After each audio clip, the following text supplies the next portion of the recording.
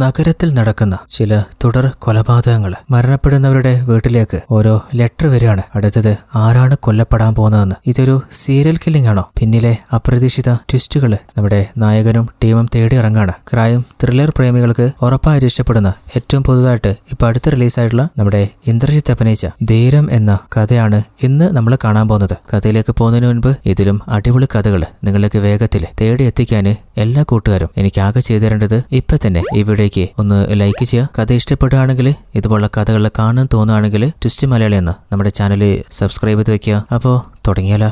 ഈ കഥയുടെ ആരംഭത്തില് നമ്മുടെ കഥയിലെ നായകനായിട്ടുള്ള ഇൻസ്പെക്ടർ സ്റ്റാലിനിലെ ഏതോ ഒരുത്തിനെ ഫോളോ ചെയ്ത് ഒരു ബിൽഡിങ്ങിന്റെ മുകളിലേക്ക് പോവാണ്. അപ്പോ സ്റ്റാലിന്റെ പിന്നാലെ പോലീസ് ടീമും പാഞ്ഞു വരുന്നുണ്ട്. എന്നാല് മുകളിലെത്തിയപ്പോ സ്റ്റാലിൻ ഫോളോ ചെയ്തു പോയ ആ ഒരു വ്യക്തിയിലെ പോയിന്റ് ബ്ലാങ്കില് ഷൂട്ട് ചെയ്ത് തീർത്ത് കളയാണ്. അത് കണ്ടപ്പോ പിന്നാലെ വന്ന പോലീസ് ടീം മുഴുവനായിട്ട് ഷോക്കായി പോകുന്നുണ്ട്. അടുത്ത സീനില് സ്റ്റാലിന്റെ ഹെഡായിട്ടുള്ള ACPയുടെ തല പോലീസ് ഡിപ്പാർട്ട്മെന്റ് തിന്നോണ്ടിരിക്കുകയാണ്. അതായത് ഒരു സാധാരണ ഇൻസ്പെക്ടറായ സ്റ്റാലിൻ എന്ത് അധികാരത്തിലാ ഗണ്ണ് വെച്ച് കുറ്റവാളിയെ ഷൂട്ട് ചെയ്ത് കൊലപ്പെടുത്തിയ? പിന്നെ ഇവിടെ കോടതി നിയമക്കെന്തിനാ? ഇതേ ചോദ്യം തന്നെയാണ് മീഡിയയും ചുറ്റി വളഞ്ഞു ചോദിക്കുന്നത്. അപ്പൊ ACP ആണെങ്കിൽ നിങ്ങൾക്ക് വേണ്ട മറുപടി സ്റ്റാലിൻ തന്നെ നിങ്ങളുടെ മുമ്പിൽ വന്ന് പറയും. അതുപോലെ അങ്ങനെ പോലീസ് ഡിപ്പാർട്ട്മെന്റ് മുഴുവനായിട്ടും നമ്മുടെ ACPയും സ്റ്റാലിനെ വിളിച്ചിട്ടും ഫോൺ കിട്ടുന്നില്ല. അപ്പോഴാണ് നേരെ ACPയുടെ ഓഫീസിലേക്ക് തന്നെ സ്റ്റാലിൻ വരുന്നത്. നീ എന്താ ഫോണ് സ്വിച്ച് ഓഫ് ആക്കിയിട്ട്? നീ ചെയ്തതിന്റെ സീരിയസ്നെസ് നിനക്ക് മനസ്സിലാവുന്നുണ്ടോ? ഉറപ്പായിട്ടും നീ റിഗ്രറ്റ് ചെയ്യും. എന്നാൽ സ്റ്റാലിൻ ആണെങ്കിൽ ചെയ്ത കാര്യത്തില് എനിക്ക് ഒരു റിഗ്രറ്റും ഇല്ല സാറേ, പലതും ചെയ്യാൻ പറ്റിയില്ലല്ലോ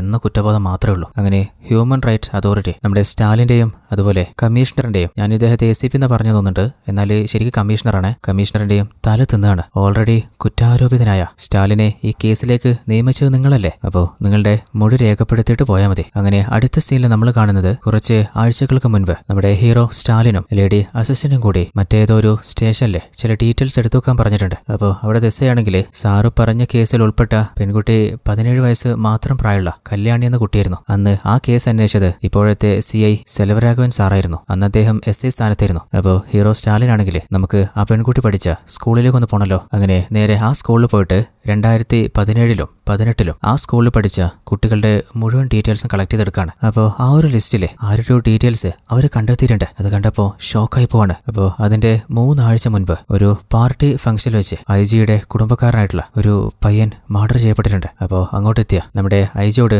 അസിസ്റ്റന്റ് കാര്യങ്ങൾ പറഞ്ഞു കൊടുക്കുന്നുണ്ട്. അതുപോലെ ആ ഒരു പയ്യന്റെ ഫ്രണ്ട്സും ഇവിടെ തന്നെയുണ്ട്, അവരുടെ മൊഴി എടുത്തോണ്ടിരിക്കുക. ആ ഒരു സീനിലെ കമ്മീഷണർ എത്തിയപ്പോൾ അസിസ്റ്റന്റ് സാറേ ക്രൈം സീനിൽ വെച്ച് കൊലപാതകത്തിന് ഉപയോഗിച്ച കത്തിയും അതുപോലെ ഒരു കുരിശ് കൊന്തയും കിട്ടിയിട്ടുണ്ട്. അതുപോലെ അവന്റെ ബ്രേസറിൽ കുടുങ്ങിയിട്ടുള്ള ഒരു മുടിയും ഫോറൻസിക് ടീമിന് കിട്ടിയിട്ടുണ്ട്. ആ ഒരു വ്യക്തിയുടെ ശരീരത്തിലെ ഒരേ ഭാഗത്ത് തന്നെ തുടർച്ചയായിട്ട് കത്തിവെച്ച് കുത്തിയിട്ടുണ്ട്. അപ്പൊ തന്നെ അവർക്കൊരു കാര്യം മനസ്സിലായി, അത്രത്തോളം എന്തോ പക അയാളോട് ആ ഒരു കൊലയാളിക്ക് ഉണ്ടായിരുന്നു. അപ്പോൾ IG ആണെങ്കിൽ DJ പാർട്ടിയിൽ വന്നിട്ടുള്ളത് ആരൊക്കെയായിരുന്നു അവരുടെ മുഴുവൻ ഡീറ്റെയിൽസും കളക്ട് ചെയ്യും. അതുപോലെ ഈ മരണപ്പെട്ട പയ്യന്റെ കോൾ റെക്കോർഡ്സ് എടുക്കുക. അങ്ങനെ ഫ്രണ്ട്സിനെയും സെക്യൂരിറ്റിയും ചോദ്യം ചെയ്യുമ്പോൾ പെട്ടെന്ന് അവിടുത്തെ കറണ്ട് പോയി. അപ്പോഴായിരുന്നു ഈ സംഭവം നടക്കുന്നത്. അങ്ങനെ അവിടെ നടന്ന കാര്യങ്ങളൊക്കെ ഒരു മീഡിയ റിപ്പോർട്ടർ, ഇവളുടെ പേര് ശ്രദ്ധ എന്നാണ്, അവള് അനലൈസ് ചെയ്തിട്ടുണ്ടായിരുന്നു. ഉടനെ തന്നെ മീഡിയയിലൂടെ കിങ്ഡം ഹോട്ടലിന്റെ പാർക്കിംഗ് ഏരിയയിലെ മുൻ IG-യുടെ മരുമകൻ കൊല്ലപ്പെട്ട് കിടക്കാണ്. ഫോറൻസിക് റിപ്പോർട്ട് വന്നാൽ മാത്രമേ അധികം കാര്യങ്ങൾ നിങ്ങളിലേക്ക് എത്തിക്കാൻ പറ്റുമെന്ന് പറയുന്നുണ്ട്. അപ്പോൾ ന്യൂസിൽ പോകുന്ന കാര്യങ്ങൾ രാധിക എന്ന ഒരു ലേഡി കാണുമ്പോൾ അവളുടെ മുഖം ചെറുതായിട്ട് മാറുകയാണ്, എന്തോ ടെൻഷൻ പോലെ. അപ്പോഴാണ് അടുത്ത സീനിലെ നമ്മുടെ ഹീറോയുടെ അസിസ്റ്റന്റായ ലേഡി ഇൻസ്പെക്ടറിലെ, ഇവരുടെ പേര് ദിയ എന്നാണ്, ദിയ തന്റെ ടീമുമായിട്ട് വന്നിട്ട് ഹോട്ടലിൽ നിന്ന് രക്ഷപ്പെടാൻ നോക്കുന്ന ഒരു പെൺകുട്ടിയെ ലോക്ക് ചെയ്യുന്നത്. അവളുടെ പേര് ഫിദ എന്നാണ്. ഇവളെ എന്തിനാ ചോദ്യം ചെയ്തെന്ന് വെച്ചിട്ടുണ്ടെങ്കിൽ കുറച്ച് മുമ്പ് നടന്ന ആ ഒരു മർഡർ ഫിദ കണ്ടിട്ടുണ്ടായിരുന്നു. അവളൊരു സാക്ഷിയാണ്. അപ്പോൾ അവിടെ എന്താ സംഭവിച്ചേ, എന്താ കണ്ടെന്ന് ചോദിക്കുമ്പോൾ ഫിദ, ഞാൻ എൻ്റെ ഫ്രണ്ട്സുമായിട്ടാ പാർട്ടിക്ക് അങ്ങോട്ട് പോയെ. ഫ്രണ്ട്സ് പാർട്ടിക്ക് പോയി, എന്നാൽ ഞാൻ പോയില്ല. ഞാൻ മൊബൈലൊരു മൂവി കണ്ടോണ്ടിരിക്കുമ്പോൾ പാർക്കിംഗ് ലോട്ടിൽ ഒരു വണ്ടി നിർത്താതെ ഹോൺ അടിക്കുന്ന ശബ്ദം കേട്ടു. അപ്പോൾ കറണ്ട് പോയിട്ടുണ്ടായിരുന്നു. കയ്യിലെ ഫോണിലെ ലൈറ്റുമായിട്ട് ആ ഭാഗത്തേക്ക് പോയി നോക്കിയപ്പോഴാണ് പെട്ടെന്ന് അവിടെ അയാൾ മരണപ്പെട്ട് കിടക്കുന്ന ഞാൻ കണ്ടേ. വല്ലാതെ പേടിച്ചു പോയിട്ട് അവിടുന്ന് തിരിഞ്ഞോടെ നോക്കിയപ്പോൾ തൂണില് തലയടിച്ച് ഞാനവിടെ വീണു പോയതാ. അങ്ങനെ എന്റെ ബോധം പോയി. അപ്പോൾ അവളുടെ തലയിൽ മുറിവ് അങ്ങനെയാ വന്നത്. അവർ പോലീസ് അസിസ്റ്റന്റ് പറയുന്നുണ്ട്, ഫിദ ഇപ്പൊ പറഞ്ഞ കാര്യങ്ങള് നുണയാന്ന് തെളിഞ്ഞു കഴിഞ്ഞാല് പിന്നെ ആർക്കും ഫിദയെ രക്ഷിക്കാൻ പറ്റില്ല. അങ്ങനെ അവളുടെ മുടി DNA ടെസ്റ്റിന് സാമ്പിളായിട്ട് കളക്ട് ചെയ്യാണ്. അടുത്ത സീനില് ഒരു ബൈക്കിലൊരുത്തം പാഞ്ഞു വരുമ്പോൾ പോലീസ് ബ്ലോക്ക് ചെയ്തിട്ട് അതിരാവിലെ താനങ്ങോട്ടാടോ? സാറേ ഞാനൊരു ഫ്രണ്ടിന്റെ വീട്ടിൽ പോയതാ, അപ്പോൾ അവനെ കൊണ്ട് ഊതിപ്പിച്ച് നോക്കുമ്പോൾ അവൻ അടിച്ചിട്ടുണ്ട്. മര്യാദക്ക് വണ്ടി കയറടാ. അങ്ങനെ സ്റ്റേഷനിൽ എത്തിച്ചപ്പോഴാണ് SIയോട് ഒരു കോൺസ്റ്റബിൾ വന്നിട്ട്, അല്ല സാറേ ഈ പയ്യനെന്താ ഇവിടെ? അല്ല തനിക്കതാരെന്നറിയോ? അത് നമ്മുടെ ഇൻസ്പെക്ടർ സ്റ്റാലിൻ സാറല്ലേ, അദ്ദേഹത്തിന്റെ ബ്രദറാ, അതായത് നമ്മുടെ ഹീറോയുടെ അനിയനാണ്. അല്ല സ്റ്റാലിന് ഒരു അനിയത്തി മാത്രമല്ലേ? അതല്ല, അദ്ദേഹത്തിന്റെ അച്ഛന് മറ്റൊരു രഹസ്യ അഫയർ ഉണ്ടായിരുന്നു, അതിലുള്ള പയ്യനാ. ഒരിക്കൽ പിടിക്കപ്പെട്ട് നാട്ടില് എല്ലാരും അറിഞ്ഞു. അപ്പോഴാണ് നമ്മുടെ ഹീറോ സ്റ്റേഷനിലേക്ക് വരുന്നത്. അപ്പൊ അനിയനെ കണ്ടപ്പോ എന്താ കേസ്? മദ്യപിച്ച് വണ്ടി ഓടിച്ചതാ സാറേ. കേസൊന്നും ചാർജ് ചെയ്തിട്ടില്ല. അങ്ങനെയാണെങ്കിൽ തൽക്കാലം ഫൈൻ എഴുതിയിട്ട് അവന് വിട്ടെ. എന്നാൽ അവനാണെങ്കിൽ എനിക്ക് ആരുടെയും അവതാരം വേണ്ട, വെറുതെ എനിക്ക് വേണ്ടിയിട്ട് സാറ് പൈസ ചെലവാക്കണ്ട, അതിന് എനിക്ക് എന്റെ അമ്മയുണ്ട്. അപ്പോഴാണ് നമ്മുടെ ഹീറോയെ IG വിളിപ്പിക്കുന്നത്. അതായത് കുറച്ചു നേരത്തെ പാർക്കിങ്ങില് ഒരാള് മരണപ്പെട്ടില്ലേ, അവന്റെ പേര് ജോൺ എന്നാണ്. അപ്പോൾ ആ ഒരു കേസ് ഓൾറെഡി അന്വേഷിച്ചുകൊണ്ടിരുന്നത് നമ്മുടെ ദേയും അസിസ്റ്റന്റ് ആയിരുന്നില്ലേ, അപ്പോൾ ആ ടീമിലേക്ക് സ്റ്റാലിനെയും കൂടി അപ്പോയിന്റ് ചെയ്യാണ്. അങ്ങനെ തന്റെ ടീമിനെ പരിചയപ്പെടുത്തിയിട്ട് അധികം വൈകാതെ തന്നെ ആ ക്രൈം സീന് ഒന്ന് വിസിറ്റ് ചെയ്തേക്ക്. അങ്ങനെ ക്രൈം സീനിൽ എത്തിയിട്ട് ആ ഒരു ക്രൈമിന്റെ ഫോട്ടോസ് ഒക്കെ ചെക്ക് ചെയ്ത് ഓൾറെഡി ആ ഒരു കാഴ്ച കണ്ട ദൃക്സാക്ഷി ഫിദ പറഞ്ഞെന്താ, അവള് ഫ്രണ്ട്സുമായിട്ട് വന്നിട്ട് വണ്ടിയിലിരുന്ന് മൂവി കണ്ടോണ്ടിരിക്കുമ്പോഴാണ് ശബ്ദം കേട്ട് അങ്ങോട്ട് പോയി നോക്കിയതെന്നല്ലേ. അപ്പൊ ഹീറോയുടെ സംശയം, ഫ്രണ്ട്സുമായിട്ട് ഇവിടെ വരെ വന്ന അവള് ഒറ്റക്ക് വണ്ടിയിലിരുന്ന് എന്തിനാ, എന്താ പാർട്ടിക്ക് പോകത്തെ? അത് മാത്രല്ല ജോണ് അവനും പാർട്ടി അറ്റൻഡ് ചെയ്യാൻ വന്നതല്ലേ, പിന്നെ അവൻ എന്തിനാ പാർക്കിങ്ങിലേക്ക് വന്നേ? അപ്പോ നമ്മുടെ ഹീറോയിലെ എന്തായിരിക്കും ശരിക്ക് അന്ന് സംഭവിച്ചിട്ടുണ്ടാവാന്ന് ഒന്ന് മൈൻഡിൽ ഇമാജിനേറ്റ് ചെയ്ത് നോക്കാണ്. അപ്പോ ജോണും ഫിദയും പാർട്ടിക്ക് വന്നിട്ടുണ്ട്. അവർ തമ്മിൽ നേരത്തെ പരിചയം ഉണ്ടായിരുന്നിരിക്കും. അങ്ങനെ അവര് ടൈം സ്പെൻഡ് ചെയ്യാൻ വേണ്ടി കാറിലേക്ക് വന്നപ്പോ അവള് പറഞ്ഞ പോലെ ഏതോ ഒരു കാറിന്റെ ഹോണയുടെ ശബ്ദം കേട്ട് ജോണ് മാത്രം ഇറങ്ങിപ്പോയി നോക്കിയതായിരിക്കാം. അതിനിടയിലായിരിക്കും അവനെ കൊലയാളി കൊലപ്പെടുത്തിയിട്ടുണ്ടാവുക. ഈ കാഴ്ചയൊക്കെ ഹീറോ കൺമുമ്പിൽ കാണുന്ന പോലെ ഇമാജിനേറ്റ് ചെയ്യുമ്പോൾ ഫിദ ആ ഒരു ഡെഡ് ബോഡി കണ്ട് ഭയന്നോടുന്നതും അതിനിടയിൽ തന്നെയാണ് അവളുടെ തലയടിച്ച് മുറിവ് പറ്റുന്നതും. അപ്പോൾ ഹീറോയ്ക്ക് മനസ്സിൽ തോന്നിയ കാര്യം ഒന്ന് ഉറപ്പിക്കണല്ലോ. അപ്പൊ നേരെ ഫിദയോട് സംഭവിച്ചത് അതില്ലെന്ന് ചോദിക്കുമ്പോൾ അവളും സമ്മതിക്കാണ്. അപ്പോൾ അവളുടെ വാപ്പയാണെങ്കിൽ അടുത്ത ആഴ്ച അവളുടെ നിക്കാഹ, ഈ കാര്യം പുറത്ത് പറഞ്ഞ് ചതിക്കരുത്. അപ്പോൾ ജോണിന്റെ കൊലപാതകമായിട്ട് അവൾക്ക് ബന്ധമില്ല, പിന്നെ വേറെ ആരായിരിക്കും? അപ്പോഴാണ് നമ്മുടെ അസിസ്റ്റന്റ് ദേഹ പറയുന്നത്, സാറേ ആ ഒരു പാർക്കിംഗ് ലോട്ടിൽ വെച്ച് ഒരു സിഗരറ്റ് കിട്ടിയിരുന്നു, അതിന്റെ തറ്റത്ത് ലിപ്സ്റ്റിക് ഉണ്ടായിരുന്നു. എന്റെ സംശയം കൊലയാളി ഒരു സ്ത്രീയാണോ എന്നതാണ്. എന്നാൽ ഹീറോ ചിലപ്പോ ആവാൻ സാധ്യതയുണ്ട്, എന്നാൽ കണ്ണടച്ച് വിശ്വസിക്കാൻ പറ്റില്ല. നമ്മളെ തെറ്റിദ്ധരിപ്പിക്കാൻ വേണ്ടി അതവിടെ കൊണ്ടുപോയി ഇട്ടതല്ലാന്ന് ഉറപ്പിക്കാൻ പറ്റുമോ? അതങ്ങനെയാണോ അല്ലയോ എന്ന് കണ്ടുപിടിക്കല് അത്ര എളുപ്പമല്ല. അപ്പോഴാണ് മറ്റൊരു അസിസ്റ്റന്റ് വന്നിട്ട് ഒരു കേസ് ഡീറ്റെയിൽസ് കൊടുത്തിട്ട്, സാറേ ജോണിനെതിരെ രാധിക എസ് എന്ന് പറയുന്ന ഒരു പെൺകുട്ടി ഓൾറെഡി സ്റ്റേഷനിൽ ഒരു കംപ്ലൈന്റ് കൊടുത്തിട്ടുണ്ട്. അപ്പോൾ അതിനെക്കുറിച്ച് അന്വേഷിക്കുമ്പോൾ സാർ എനിക്ക് ജോണിനെ നേരിട്ട് അറിയില്ല. ഒരിക്കൽ അവനെന്റെ കോഫി ഷോപ്പിൽ വന്നിട്ട് ഏതൊരു പെൺകുട്ടിയുടെ പേരില് അവന്റെ ഒരു ഫ്രണ്ടുമായിട്ട് അടിയുണ്ടായി. അന്ന് ഷോപ്പിലെ കുറച്ച് സാധനങ്ങൾ അവൻ തലയിൽ പൊളിച്ചപ്പോൾ അവന്റെ പേരിൽ എനിക്ക് കേസ് കൊടുക്കേണ്ടി വന്നു. പിന്നീട് അവൻ നഷ്ടപരിഹാരമായിട്ട് പൈസ വന്നപ്പോൾ കേസ് ഒത്തുതീർപ്പാക്കി വിടുകയും ചെയ്തു. അങ്ങനെ അവിടുന്ന് തിരിച്ചു പോകുമ്പോഴാണ് ഓഫീസർ ദിയ പറയുന്നത്, സാറേ കുറച്ചു നേരത്തെ ആ കോഫി ഷോപ്പിൽ വെച്ചിട്ട് ജോൺ ഒരു പയ്യനായിട്ട് പ്രശ്നം ഉണ്ടാക്കില്ലേ, അവന്റെ പേര് കിരൺ എന്നായിരുന്നു. അവര് രണ്ടുപേരും ഒരു വാടക റൂമിലായിരുന്നു സ്റ്റേ ചെയ്തിട്ടുണ്ടായിരുന്നത്. അപ്പോൾ അവൻ മരണപ്പെട്ട ശേഷം പിന്നെ കിരണെ കുറിച്ച് ഒരു വിവരമില്ല. അപ്പൊ നമ്മുടെ ടീം വിളിച്ചിട്ട് അവന്റെ ഫോണും കിട്ടുന്നില്ല. അങ്ങനെയാണെങ്കിൽ അവര് സ്റ്റേ ചെയ്ത ആ റൂമിലേക്ക് ഒന്ന് പോയി ചെക്ക് ചെയ്യണല്ലോ. അങ്ങനെ ആ റൂമിലെത്തിയിട്ട് മുഴുവനായിട്ട് ഒന്ന് അരിച്ച് പെറുക്കുമ്പോഴാണ് പല ഡ്രഗ്സിന്റെയും സ്മെല്ലും അതുപോലെ ഭാഗങ്ങളൊക്കെ പല സ്ഥലത്തും ഹീറോ കാണുന്നത്. അപ്പോൾ ആ റൂമിൽ എന്തായിരിക്കും സംഭവിച്ചിട്ടുണ്ടാവുകയെന്ന് ഹീറോ തന്റെ മൈൻഡിൽ ഒന്ന് കാൽക്കുലേറ്റ് ചെയ്യാണ്. കുറച്ചു നേരത്തെ ക്രൈം സീനിൽ അവിടെ എന്താ സംഭവിച്ചതെന്ന് പ്രഡിക്റ്റ് ചെയ്യുന്ന കണ്ടിരുന്നില്ലേ, അതാണ് നമ്മുടെ ഹീറോയുടെ പ്രത്യേകത. അപ്പോൾ മരണപ്പെട്ട ജോണിന്റെയും കിരണിന്റെയും കൂടെ കുറേയധികം പെൺകുട്ടികളും അവിടെ പാർട്ടിക്ക് വന്നിട്ടുണ്ട്. അവരെല്ലാവരും ചേർന്ന് ഡ്രഗ്സ് യൂസും ചെയ്തിട്ടുണ്ട്. അതായത് അവരുടേതൊരു കുത്തൊഴിഞ്ഞ ജീവിതമാണെന്ന് ഹീറോയ്ക്ക് ഉറപ്പായി. അങ്ങനെ അവർ പോകാൻ ഇറങ്ങിയപ്പോഴാണ് ഒരു ലെറ്റർ ബോക്സ് അവിടെ കാണുന്നത്. അപ്പോൾ അതില് ഒരു ഫോട്ടോ പോലെ അയച്ചിട്ട് അതിൽ എഴുതിയിട്ടുണ്ട്, നിന്നെ എന്റെ കലി തീരുവോളം ഞാൻ കുത്തി കുത്തി കൊല്ലുന്നു. അപ്പോൾ പറഞ്ഞ പോലെ തന്നെയല്ലേ അവന്റെ മരണവും നടന്നേ. അപ്പോഴാണ് അടുത്ത സീനില് നമ്മുടെ ശ്രദ്ധയുടെ ഒരു ട്രാൻസ്ജെൻഡർ ഫ്രണ്ട് ഉണ്ട്. അവളുടെ പേര് നിയ എന്നാണ്. അവള് എന്താ വല്ലാതെ ബിസിയാണല്ലോ. നമ്മുടെ IG-യുടെ മരുമകൻ ജോണിന്റെ മർഡർ കേസ് ഈ ശ്രദ്ധയുടെ ആദ്യത്തെ ഇൻഡിപെൻഡന്റ് ആയിട്ടുള്ള കവർ സ്റ്റോറി ആവാൻ പോവാണ്. അപ്പോൾ അതിന് വേണ്ട മാക്സിമം ഡീറ്റെയിൽസ് ഒക്കെ അവള് കളക്ട് ചെയ്തെടുത്തോണ്ടിരിക്കുകയാണ്. അപ്പോഴാണ് കുറച്ചു നേരത്തെ ജോണിന്റെ കൊലപാതകത്തിൽ സംശയിച്ച അവന്റെ കൂട്ടുകാരൻ കിരണില്ലേ, അവൻ സ്വയം ജീവൻ ഒടുക്കിയിട്ടുണ്ട്.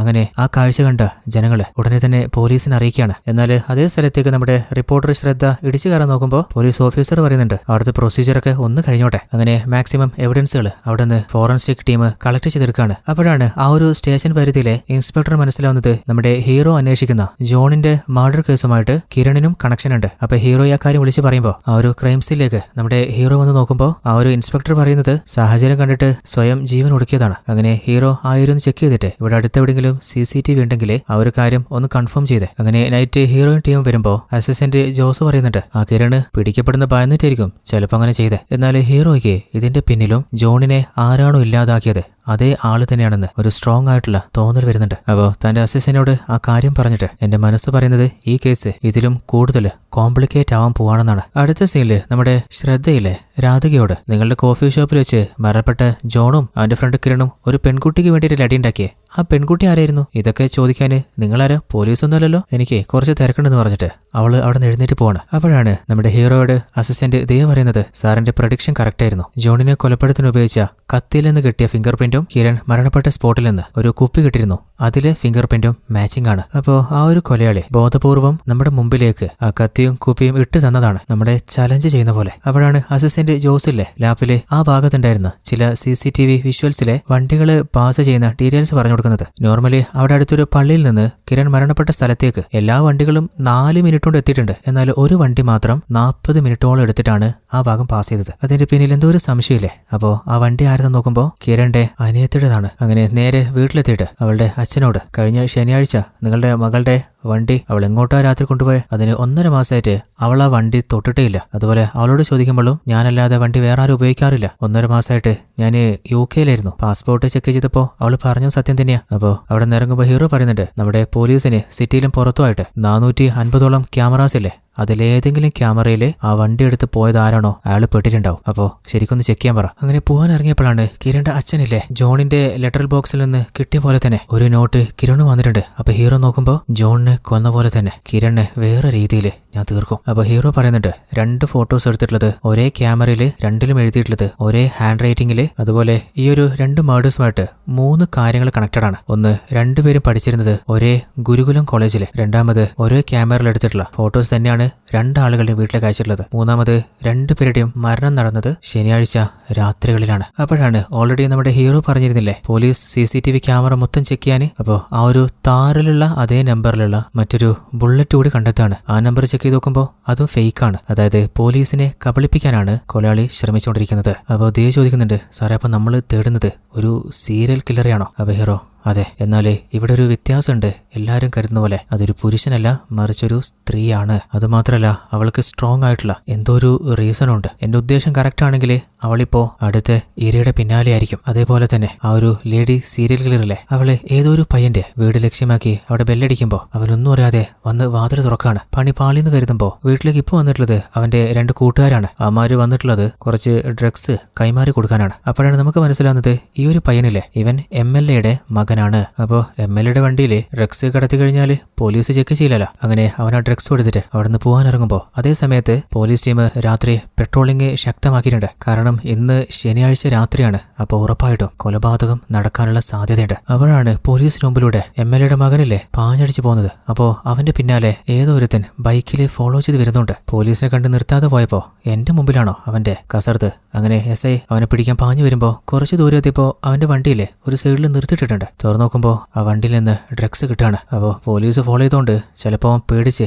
രക്ഷപ്പെട്ടു പോകാതായിരിക്കും അവർ കരുതുന്നുണ്ട്. അങ്ങനെ ആ കാറും ഡ്രഗ്സും എടുത്തിട്ട് നേരെ MLA-യുടെ വീട്ടിലേക്ക് വന്നിട്ട് സാറേ മോന്റെ വണ്ടിയിൽ നിന്ന് കുറേയധികം ഡ്രഗ്സ് കിട്ടിയിട്ടുണ്ട്. അപ്പോൾ മകൻ ദീപികന്റെ പേരിൽ കേസ് എടുക്കാതിരിക്കാൻ പറ്റില്ല. അപ്പൊ കലിപ്പായ ഭാര്യ എന്റെ മോന്റെ പേരിൽ ഒരു കേസ് എടുക്കാൻ പറ്റില്ല. അവ ഇൻസ്പെക്ടർ ആണെങ്കിൽ അത് പറ്റില്ല. അപ്പൊ MLA എന്നാ പിന്നെ താനൊരു കാര്യം ചെയ്യും, അവൻ ഇതിലുണ്ടെന്ന് അങ്ങ് തെളിയിക്കേ, എന്നിട്ട് താൻ ആക്ഷൻ എടുക്കുക. എന്നിട്ട് MLA തന്റെ മകനെ വിളിച്ചു നോക്കുമ്പോൾ അവന്റെ ഫോൺ റിംഗ് ആവുന്നുണ്ട്. എന്നാല് ആരും തന്നെ അത് എടുക്കുന്നില്ല. അതേ സമയത്ത് നമ്മുടെ ഹീറോയുടെ അസിസ്റ്റൻസ് സാറേ ഇതുവരെയായിട്ട് ഒരു കേസും റിപ്പോർട്ട് ചെയ്യാത്തതുകൊണ്ട് ചിലപ്പോ ഇനി ഇത് കണ്ടിന്യൂ ചെയ്യാൻ സാധ്യതയില്ലല്ലോ. എന്നാൽ ഹീറോയുടെ മനസ്സിൽ ഇനിയും കൊലപാതകങ്ങൾ തുടരുമെന്നാണ് തോന്നുന്നത്. അങ്ങനെ അടുത്ത ദിവസം തന്റെ അനിയത്തിയും അമ്മയും പള്ളിയിൽ പോയി വന്നപ്പോ ഹീറോയുടെ കയ്യിൽ ഒരു കൊന്ത കൊടുക്കാണ്. അപ്പോഴാണ് ജോണിന്റെ ക്രൈം സീൽ വെച്ചിട്ടും ഒരു കൊന്ത കിട്ടിയ കാര്യം ഹീറോ ഓർക്കുന്നത്. അപ്പൊ അമ്മയോട് ഈ കൊന്ത ഇവിടുന്ന് വാങ്ങിയ അത് നമ്മുടെ പള്ളിയുടെ അടുത്തുള്ള ഒരു കടയിൽ നിന്നാ. അങ്ങനെ ഹീറോ തന്റെ ടീമുമായിട്ട് ആ കടയിൽ പോയി ചോദിക്കുമ്പോ ഇത് ഞാൻ സ്പെഷ്യലായിട്ട് കൊത്തി ഉണ്ടാക്കുന്നതാ, ഞാൻ മാത്രമേ ഇങ്ങനെ ഉണ്ടാക്കാറുള്ളൂ. അങ്ങനെ രാത്രി ആയപ്പോ ഓൾറെഡി ആ ക്രൈം സീലിൽ നിന്ന് മറ്റൊരു ബോട്ടിൽ വെള്ളം കിട്ടിയിരുന്നില്ലേ. അപ്പൊ കൊലയാളി ഉറപ്പായിട്ടും അതവിടെ കൊണ്ടുവന്നിട്ടതായിരിക്കും. ആ വെള്ളത്തിന്റെ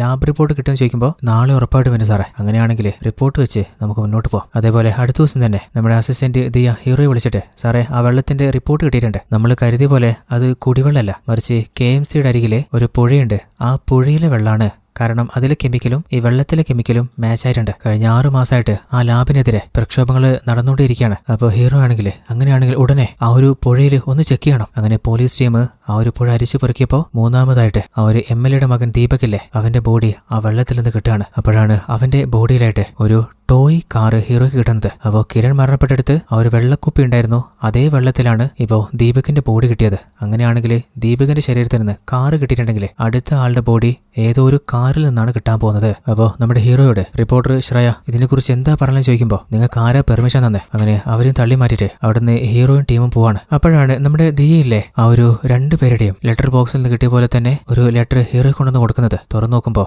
ജോണിനും കിരണും കൂട്ടായിട്ട് ദീപകിനെയും ഞാൻ അയച്ചിട്ടുണ്ടെന്നാണ് അതിൽ എഴുതിയിട്ടുള്ളത്. എന്നാൽ രണ്ടാമത് കിട്ടിയ കത്തില് അടുത്തത് കിരണാണെന്ന് എഴുതിയിട്ടുണ്ടായിരുന്നു. എന്നാൽ ഇവിടെ 4ാമത് ഇനി ആരെയാണ് ടാർഗറ്റ് ചെയ്യാൻ പോകുന്നതെന്ന് അതിൽ എഴുതിയിട്ടില്ല. അപ്പോൾ അസിസ്റ്റന്റ് ദിയ ചോദിക്കുന്നുണ്ട്, സാറേ അങ്ങനെയാണെങ്കിൽ ചിലപ്പോ ആ കൊലയാളി നിർത്തിയിട്ടുണ്ടാവോ? അവൻ ഓരോ ക്ലൂകളും നമുക്ക് തരുന്ന സ്ഥിതിക്ക് നിർത്താൻ ചാൻസ് ഇല്ല. അവസാനത്തെ ബോർഡിൽ നിന്ന് നമുക്കൊരു കാറ് കിട്ടിയിരുന്നില്ലേ? അപ്പോൾ അടുത്ത മർഡർ എവിടെയോ ആരെയോ ഒരു കാറിൽ വെച്ചിട്ടാണ് നടത്താൻ പോകുന്നത്. അപ്പോഴാണ് അസിസ്റ്റന്റ് ജോസ് പറയുന്നത്, സാറേ ദീപകിന്റെ വണ്ടിയുടെ പിന്നാലെ ഒരു ബൈക്ക് കൂടെ ഫോളോ ചെയ്ത് പോയിട്ടുണ്ടായിരുന്നു. ഹൂഡി ധരിച്ച ഏതോ ഒരാളാണ് ആ വണ്ടി ഡ്രൈവ് ചെയ്തത്. അപ്പോൾ നമ്മുടെ ഹീറോയിലെ ദീപകിന്റെ ബോഡി കിട്ടിയ ആ ഒരു സ്ഥലത്ത് നിന്ന് അവന്റെ കാറ് റോഡിൽ എവിടെയാണ് നിർത്തിയിട്ടിരുന്നത് ആ ഒരു സ്ഥലം വരെ ഏതെങ്കിലും CCTV വിഷ്വൽ ഉണ്ടോ നോക്കുമ്പോൾ ആ ഒരു പുഴയുടെ അരികിലുള്ള ഫാക്ടറിയിലെ ആ ഫാക്ടറിയിൽ ഒരു CCTV ഉണ്ട്. അപ്പോൾ അതിൽ നിന്ന് നമ്മുടെ ഹീറോയ്ക്ക് ആ ഒരു കൊലയാളിയെ മനസ്സിലായാൻ തോന്നുന്നുണ്ട്. അപ്പോഴാണ് ഒരു പെൺകുട്ടി ബുള്ളറ്റ് പുറത്ത് നിർത്തിയിട്ട് വീടിന്റെ ഉള്ളിലേക്ക് കയറുമ്പോൾ നമ്മുടെ ഹീറോ ഗൺ പോയിന്റില് അവളെ ലോക്ക് ചെയ്ത് സ്റ്റേഷനിലേക്ക് കൊണ്ടുവരികയാണ്. അപ്പോഴാണ് അവളെ കണ്ട് നമ്മൾ ഷോക്കാവുന്നത്. അത് വേറെ ആരുമല്ല, നമ്മുടെ രാധികയിലെ അവള് തന്നെയാണ്. അപ്പോൾ അവളോട് പാർക്കിംഗ് ലോട്ടിൽ വെച്ച് ജോണിനെ കൊലപ്പെടുത്തിയതും അവിടെ ഒരു കൊന്ത ഉപയോഗിച്ചതും, അടുത്തതായിട്ട് പള്ളിയുടെ അരികിൽ വെച്ച് കിരണിനെ കൊലപ്പെടുത്തിയതും, അവിടെ ഒരു ബോട്ടിൽ വെള്ളം ഉപയോഗിച്ചതും, പിന്നീട് ദീപകിനെ കൊലപ്പെടുത്തി ആ വെള്ളമുണ്ടായിരുന്ന പുഴയിലെ അവന്റെ ബോഡി ഉപയോഗിച്ചതും, അവന്റെ ശരീരത്തിൽ നിന്ന് ഒരു കാറും വെച്ചത് നീ തന്നെയല്ലേ രാധിക? അപ്പോൾ അവളാണെങ്കിൽ, സാറേ കിരണിനെയും ജോണിനെയും ഞാനല്ല കൊലപ്പെടുത്തിയത്, എന്നാല് ആ ദീപക് അവനെ കൊല്ലാൻ ഞാൻ ആഗ്രഹിച്ചിരുന്നു. കാരണം 14 വയസ്സ് മാത്രം പ്രായമുണ്ടായിരുന്ന എന്റെ അനിയത്തിയെ പ്രണയം നടിച്ച് ചതിച്ച് ഡ്രഗ്സ് കൊടുത്ത് അവൾ അബ്യൂസ് ചെയ്തിട്ട് ആ ഒരു സ്വഭാവത്തില്ലാത്ത കണ്ടീഷനില് റോട്ടില് ഇറക്കി വിട്ടിട്ട് പോയതാണ്. അപ്പോൾ ഒരു വണ്ടി ഇടിച്ച് അവൾ ആ സ്പോട്ടിൽ തന്നെ മരണപ്പെട്ടു പോയി. അന്ന് അവനെ തീർക്കണമെന്ന് മനസ്സിൽ ഉറപ്പിച്ചു തന്നെയാ അവന്റെ പിന്നാലെ പോയത്. എന്നാൽ വണ്ടി സ്കിഡായി ഞാൻ വീണുപോയി. പക്ഷേ എനിക്ക് സമാധാനമുണ്ട്, മറ്റാരായാലും അവനെ തീർത്തല്ലോ. നമ്മുടെ ഹീറോയുടെ പ്രൊഡിക്ഷൻ തെറ്റിപ്പോവാണ്. അപ്പൊ പിന്നെ വേറെ ആരും ഇതിന്റെ പിന്നിലെ ഒന്നും മനസ്സിലാവാതെ തല പുകയുമ്പോ IG വിളിച്ചിട്ട്, ഇപ്പോ മരണപ്പെട്ട ദീപക് ഒരു MLA മകനാണ്, മുകളിൽ നിന്ന് ഹൈ പ്രഷർ ഉണ്ട്, വേഗത്തില് നീ കേസ് ക്ലോസ് ചെയ്ത് നോക്ക്. അങ്ങനെ സ്റ്റേഷനിൽ എത്തിയപ്പോഴാണ് അസിസ്റ്റന്റ് പറയുന്നത്, സാറേ ദീപകിന്റെ പേഴ്സണൽ ലാപ്ടോപ്പിൽ നിന്ന് ഒരു വീഡിയോ കിട്ടിയിട്ടുണ്ട്. നോക്കുമ്പോൾ അതില് 4 ആളുകൾ ചേർന്നിട്ട് ഒരു പെൺകുട്ടിയെ അബ്യൂസ് ചെയ്യാണ്. എന്നിട്ട് ആ വീഡിയോ റെക്കോർഡ് ചെയ്ത് സ്റ്റോറും ചെയ്ത് വെച്ചിട്ടുണ്ടല്ലോ. അപ്പോൾ ആ വീട്ടിലുണ്ടായിരുന്ന 3 ആളുകളാണ് ഇപ്പോ മരണപ്പെട്ടത്. അപ്പോൾ അടുത്തത് 4ാമത്തവൻ, അവനാണ് മരണപ്പെടാൻ പോകുന്നതെന്ന് പോലീസിന് മനസ്സിലായിട്ടുണ്ട്. അപ്പോൾ ഇതേ പാറ്റേണിൽ എവിടെയെങ്കിലും റേപ്പ് നടന്നിട്ടുണ്ടോ എന്ന് ചെക്ക് ചെയ്ത് നോക്കുമ്പോൾ 6 വർഷങ്ങൾക്ക് മുൻപ് ഒരു പെൺകുട്ടിയും അവളുടെ തലയിൽ ചാക്കിട്ട ശേഷം അബ്യൂസ് ചെയ്തിട്ടുണ്ട്. അതുകൊണ്ട് ആ ഒരു പെൺകുട്ടിക്ക് പ്രതികളെ തിരിച്ചറിയാൻ പറ്റിയിരുന്നില്ല. അപ്പൊ ഹീറോ ആ 4ാമത്തെ വ്യക്തി അവൻ ആരാണെന്ന് ഉടനെ കണ്ടെത്ത്. അങ്ങനെ കുറച്ചു മുൻപ് ഒരു പെൺകുട്ടിക്ക് അബ്യൂസ് നേരിട്ട് അവള് കേസ് കൊടുത്തിട്ട് ഒരു സ്കൂളിലെ 2017-ലെയും 2018-ലും പഠിച്ച കുട്ടികളുടെ ഡീറ്റെയിൽസ് ഹീറോ വാങ്ങിയിരുന്നില്ലേ? അപ്പോ 4ാമത് കൊല്ലപ്പെടാൻ പോകുന്നവനെ ആ വീഡിയോയിൽ വെച്ച് ഹീറോ കണ്ടിട്ടുണ്ട്. അപ്പോ അവനെ ആ സ്റ്റുഡന്റ് ലിസ്റ്റിൽ നിന്ന് കണ്ടുപിടിക്കാൻ ശ്രമിക്കുകയാണ്. അപ്പോഴാണ് ആ സ്റ്റേഷനിലെ SI പറയുന്നത്, സാറേ ഈ സ്കൂളിൽ നടക്കുന്ന എല്ലാ വർഷത്തിനും ഇവിടെയുള്ള കുറെ പണച്ചാക്കുകളുടെ മക്കള് നമ്മൾ പിടിച്ചു കഴിഞ്ഞാലും അവരുടെ സ്വാധീനം വെച്ച് അവന്മാർ ഇറങ്ങിപ്പോവും. അങ്ങനെ ഹീറോയും അസിസ്റ്റന്റും നേരെ പോകുന്നത് ആ ഒരു അബ്യൂസ് നേരിട്ട കല്യാണി എന്ന പെൺകുട്ടിയുടെ അച്ഛനെ കാണാനാണ്. അപ്പോൾ അങ്ങനെയാണെങ്കിൽ എത്രയോ വർഷങ്ങൾക്ക് മുൻപ് നടന്ന കേസല്ല സാറേ, എന്റെ മോളെ ഇനിയെങ്കിലും വെറുതെ വിട്. അപ്പോൾ ഹീറോ, നിങ്ങളുടെ വിഷമം എനിക്ക് മനസ്സിലാവും, പക്ഷേ ഇപ്പോൾ ഒരു കൊലപാതകവുമായിട്ട് ബന്ധപ്പെട്ട് ഞങ്ങൾക്കൊരു വീട് കിട്ടിയിട്ടുണ്ട്. അതിലുള്ളത് നിങ്ങളുടെ മകൾ കല്യാണിയാണോ എന്ന് നമുക്ക് സംശയമുണ്ട്. അപ്പോൾ അവളുടെ അച്ഛനാണെങ്കിൽ അതിലുള്ളത് അവളാണെങ്കിൽ എനിക്ക് അഭിമാനമേ ഉള്ളൂ. അപ്പോൾ ഹീറോ, നിങ്ങളുടെ മകളെ അന്ന് ഉപദ്രവിച്ച 4 ആളുകളിൽ 3 ആളുകൾ ഇപ്പോൾ കൊല്ലപ്പെട്ടിട്ടുണ്ട്. നിങ്ങളുടെ മകളെ വിളിക്ക്. സാറേ, സാറിനറിയാലോ ഒരു പെൺകുട്ടിക്ക് അങ്ങനെ ഒരു അവസ്ഥ വന്നു കഴിഞ്ഞാൽ നാട്ടിലുള്ള ആളുകളൊക്കെ അവൾ എങ്ങനെയാ കാണുമെന്ന്. എന്റെ മോൾക്ക് ഇവിടെ നിൽക്കാൻ പറ്റാതെ അവളൊരു കത്ത് എഴുതി വെച്ച് എങ്ങോട്ടോ ഇറങ്ങിപ്പോയതാ. സ്വന്തം നാട്ടിലോ സമാധാനമില്ല, എവിടെയെങ്കിലും സമാധാനത്തോടെ ജീവിച്ചോട്ടെ എന്ന് ഞാനും കരുതി. ഇനി ഞാൻ അവളെ തേടിപ്പോയി കഴിഞ്ഞാൽ പിന്നെയും പല ആളുകളും അതറിയും, അവിടെയും അവളുടെ സമാധാനം പോവും. അതുകൊണ്ട് അതിനും ഞാൻ മുതിർന്നില്ല. എന്റെ മോള് നല്ലോണം പഠിക്കുന്ന കുട്ടിയായിരുന്നു. എന്റെ കടയിൽ എന്നെ ഹെൽപ്പ് ചെയ്യാൻ അവൾ വന്ന് നിൽക്കുമായിരുന്നു. എന്നാൽ അന്ന് കുറച്ച് തിരക്കായതുകൊണ്ട് എന്റെ മോൾ എനിക്ക് ശ്രദ്ധിക്കാൻ പറ്റിയില്ല. അപ്പൊ ഹീറോ, നിങ്ങളുടെ മകളുടെ ഒരു ഫോട്ടോ വേണല്ലോ. അപ്പോൾ ആ ഒരു ഫോട്ടോ കണ്ട ഹീറോയും നമ്മൾ ഷോക്കായി പോവാണ്. അത് വേറെ ആരുമല്ല, ഈ ഒരു മർഡർ കേസ് മറ്റൊരു ഭാഗത്ത് അന്വേഷിക്കുന്ന നമ്മുടെ റിപ്പോർട്ടർ ശ്രദ്ധയില്ലേ, അവള് തന്നെയാണ്. അപ്പോൾ ഓൾറെഡി അവൾക്ക് മെസ്സേജ് വന്നിട്ടുണ്ട്, തന്റെ അടുത്തേക്ക് പോലീസ് എത്താൻ പോവാണ്. എന്നാൽ അപ്പോഴാണ് നമ്മുടെ ഹീറോയും ടീമും അങ്ങോട്ട് എത്തുന്നത്. അപ്പോൾ അവളുടെ കൂട്ടുകാരിയില്ലേ, അവള് മാത്രം അവിടെ ഉള്ളേ. അങ്ങനെ ആ ഒരു വീട് ചെക്ക് ചെയ്യുമ്പോഴാണ് നമ്മുടെ അസിസ്റ്റന്റ് ദേയല്ലേ ഉള്ളിൽ എന്തോന്ന് കണ്ട് ഹീറോയെ വിളിക്കുന്നത്. നോക്കുമ്പോൾ ചുമരിലായിട്ട് നിലവിൽ മരണപ്പെട്ട പലരുടെയും ഡീറ്റെയിൽസ് അവളെ നോട്ട് ചെയ്ത് വെച്ചിട്ടുണ്ട്. അപ്പോൾ ഫ്രണ്ടിനോട് ഇതിനെക്കുറിച്ച് നിനക്ക് എന്താ പറയാനുള്ളത്? സാറേ, അത് അവളുടെ പ്രൊഫഷനുമായി ബന്ധപ്പെട്ട് അവള് കളക്ട് ചെയ്ത് വെച്ചതാ. അപ്പോൾ അവള് നേരത്തെ മുങ്ങിയിട്ടുണ്ട്. അപ്പോഴാണ് നാലാമത്തെ ആ ഒരു പയ്യനിലെ അവനെ പോലീസ് പൊക്കുന്നത്. അവന്റെ പേര് അൽത്താഫ് എന്നാണ്. അപ്പോൾ അവനാണെങ്കിലേ ഹുസൈൻ സാഹിബിന്റെ മോനെയാണ് നിങ്ങൾ പിടിച്ചു വെച്ചിട്ടില്ലേ. എന്റെ വാപ്പയാരാ നിങ്ങൾക്ക് അറിയില്ല. അപ്പോൾ കാലിബായ ഹീറോ ഞാൻ ആരാണെന്ന് നിനക്കും അറിയില്ല. അങ്ങനെ അവന്റെ 3 ഫ്രണ്ട്സിന്റെയും പടമായ ഫോട്ടോ ഇട്ട് കൊടുത്തിട്ട് ഇവന്മാരൊക്കെ തീർന്നടാ. അപ്പൊ അവനാണെങ്കില് ഇതിന്റെ പിന്നില് ഞാനാണെന്ന് തലയില് കെട്ടുകളുടെ പരിപാടിയാ. അവന്മാര് ചെത്തിട്ടുണ്ടെങ്കിലേ അവര് ചെയ്തതിൻ്റെതാ അവർക്ക് കിട്ടിയ. അപ്പൊ ഹീറോ ഡക്കോപ്പെ നീ വലിയ മാന്യം ചമയല്ലേ. അങ്ങനെ ആ ഒരു വീഡിയോ കാണിച്ചു കൊടുക്കുമ്പോ ഇതില് നീയുമില്ലേ ആ പെൺകുട്ടി, അവള് കല്യാണിയല്ലേ. അപ്പൊ അവനാണെങ്കില് എനിക്കറിയില്ല, മര്യാദക്ക് പറഞ്ഞാല് നിന്റെ ജീവനെങ്കിലും ബാക്കിയുണ്ടാവും. അപ്പോഴാണ് CMന്റെ ഓഫീസിൽ നിന്ന് കോള് വരുന്നത്. അപ്പോൾ അവൻ പുറത്തിറങ്ങിയിട്ട്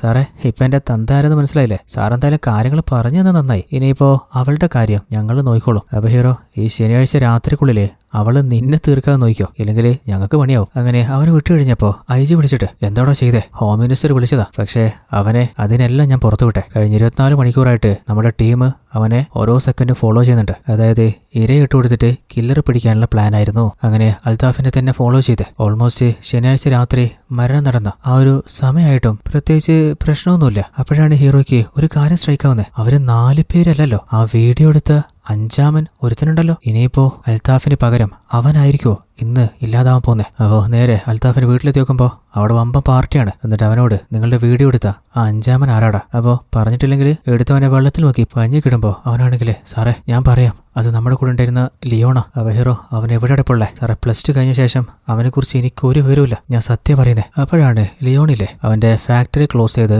രാത്രി പുറത്തേക്ക് ഇറങ്ങുമ്പോ ഉള്ളിൽ നിന്ന് ആരെയുള്ള പോലെ ശബ്ദം കേൾക്കാണ്. ആരായിരിക്കും? അവൻ പതി ഉള്ളിൽ വന്ന് നോക്കുമ്പോ ആ ഒരു മുഖംമൂടി ഹൂഡിയില്ലേ അവനെ അടിച്ച് പിഴിഞ്ഞ് അവിടെ വെച്ച് തന്നെ തീർത്ത് കളയുന്നുണ്ട്. എന്നിട്ട് ഒരു ലെറ്റർ ബോക്സിൽ അടുത്തൊരു കത്ത് വിട്ടിട്ട് ആ ഒരു കൊലയാളി പെൺകുട്ടി ബൈക്ക് എടുത്ത് പോവാണ്. അപ്പോഴാണ് സംഭവം പറഞ്ഞ് നമ്മുടെ ഹീറോയുടെ ടീം ആ ഒരു ഫാക്ടറി പരിസരത്തെത്തുമ്പോ ബോഡി കിട്ടുന്നത് അവന്റെ കാറിൽ നിന്നാണ്. ഓൾറെഡി ഓരോ ബോഡിയുടെ അരികിലും ഓരോ ക്ലൂ ആ ഒരു കൊലയാളി വിട്ടിട്ട് പോറില്ലേ. ഇപ്പൊ നോക്കുമ്പോ ആ വണ്ടിയിൽ ഒരു ലോക്കറ്റോ കീച്ചോനോ പോലെ എന്തോന്ന് ഹീറോയ്ക്ക് കിട്ടാണ്. CCTV ചെക്ക് ചെയ്യുമ്പോ മുഖക്ക് മറിച്ചിട്ടുള്ള ഒരു ഹൂഡി പെൺകുട്ടിയാണ് അവനെ ഉപദ്രവിച്ച് തീർത്ത് കളയുന്നതെന്ന് മനസ്സിലാവുന്നുണ്ട്. എന്നാൽ ശ്രദ്ധയുടെ നമ്പർ ട്രേസ് ചെയ്ത് നോക്കുമ്പോ അതിന് പറ്റുന്നില്ല, ഓൾറെഡി സ്വിച്ച് ഓഫ് ആണ്. അപ്പോ ലാസ്റ്റ് ബോഡിയുടെ അരികിൽ നിന്ന് കിട്ടിയ ആ ഒരു കീയില്ലേ അത് അവര് പഠിച്ചിരുന്ന സ്കൂളിലാണെന്ന് ചെക്ക് ചെയ്യുമ്പോ ആ ഒരു സ്കൂളിലെ കീയേ അല്ല അത്. അങ്ങനെ അടുത്ത ദിവസം ലിയോണിന്റെ വീട്ടിലും ഒരു പോസ്റ്റ് വന്നിട്ടുണ്ട്. അപ്പൊ അത് ഓപ്പൺ ചെയ്യുമ്പോ ലിയോണെ നിനക്ക് ശേഷം മാത്രമേ അൽത്താഫിനെ ഞാൻ തീർക്കൂന്ന് അതിൽ എഴുതിയിട്ടുണ്ട്. അപ്പോഴാണ് അന്ന് രാത്രിയിലെ അൽത്താഫിന്റെ മുമ്പിൽ നമ്മുടെ സീരിയൽ കില്ലർ ശ്രദ്ധ വന്ന് നിൽക്കുന്നത്. അങ്ങനെ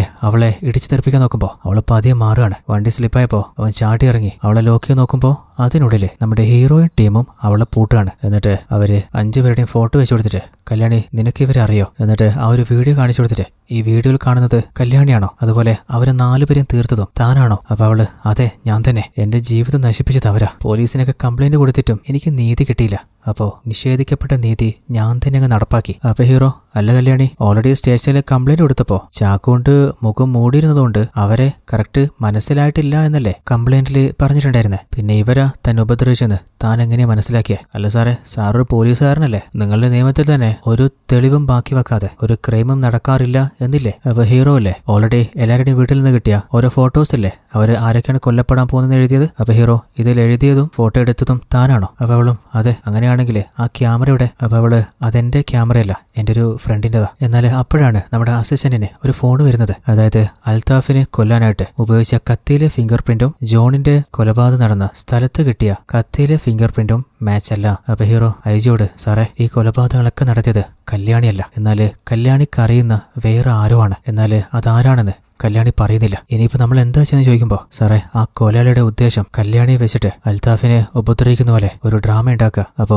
പോലീസ് ഓൾറെഡി അൽത്താഫിനെ സേവ് ചെയ്യാൻ പുറകിലുണ്ടെന്ന് അറിയാലോ. നമ്മൾ അവനെ രക്ഷിക്കാൻ പോകുമ്പോ ശ്രദ്ധ അവൾ അറസ്റ്റിലാവും. ആ സമയത്ത് യഥാർത്ഥ കൊലയാളി രക്ഷപ്പെടുകയും ചെയ്യും. എന്നാൽ പോലീസ് ആണെങ്കിൽ സീരിയൽ കില്ലർ ശ്രദ്ധ തന്നെയാണ് അവളെ ചോദ്യം ചെയ്തുകൊണ്ടിരിക്കുകയെന്ന് മീഡിയയോട് സ്റ്റേറ്റ്മെന്റ് കൊടുക്കുകയാണ്. അപ്പോൾ നമ്മുടെ ഹീറോയിലെ കല്യാണിയുടെ കൂട്ടുകാരിയോട് ഈ കൊലപാതകത്തിന് പിന്നില് കല്യാണി അല്ല എന്ന് നിനക്കും അറിയായിരുന്നില്ലേ? നിനക്കറിയാവുന്ന മറ്റ് സത്യങ്ങൾ പറ. അപ്പോൾ അവളും, സാറേ, ജോൺ കൊല്ലപ്പെടുന്നതിന്റെ 2 ആഴ്ച മുമ്പ് കല്യാണിയുടെ പോസ്റ്റലിലേക്ക് ഒരു ലെറ്റർ വന്നു. അതില് നിനക്ക് നിഷേധിക്കപ്പെട്ട നീതി ഞാൻ നടപ്പിലാക്കുന്നായിരുന്നു എഴുതിയിട്ടുണ്ടായിരുന്നത്. അത് കഴിഞ്ഞ് ഒരാഴ്ച കഴിഞ്ഞപ്പോ ജോണ് കൊല്ലപ്പെടുകയും ചെയ്തില്ലേ? അപ്പോൾ നമ്മള് ശരിക്കും ഞെട്ടി. പിന്നീടും കത്ത് വന്നു. അതില് കിരണും ദീപകും കൊല്ലപ്പെടുന്നിരുന്നു. അതുപോലെ കല്യാണിയെ അയാൾക്ക് നേരിട്ടൊന്ന് കാണണമെന്ന് എഴുതിയിട്ടുണ്ടായിരുന്നു. അപ്പോൾ കല്യാണിക്ക് വേണ്ടിയിട്ട് ഇത്രത്തോളം റിസ്ക് എടുത്ത ഒരാളുണ്ടെങ്കിൽ കല്യാണിക്കും അയാൾ പ്രിയപ്പെട്ടവനായിരിക്കും. അതുകൊണ്ട് തന്നെ ഇനി എങ്ങനെയൊക്കെ ചോദിച്ചാലും അതാരാണെന്ന് കല്യാണി കാണിച്ചു തരില്ല. എന്നാൽ അപ്പോഴാണ് നമ്മുടെ ഹീറോയ്ക്ക് കല്യാണിയുടെ അച്ഛൻ ഒരു ഫോട്ടോ കൊടുത്തിരുന്നില്ലേ? ആ ഒരു ഫോട്ടോയിലെ ശരിക്ക് സൂം ചെയ്ത് നോക്കുമ്പോൾ ഫോട്ടോ എടുത്ത ആളുടെ റിഫ്ലക്ഷൻ പതിഞ്ഞിട്ടുണ്ട്. അപ്പോൾ ഒരു അനലൈസറെ കൊണ്ട്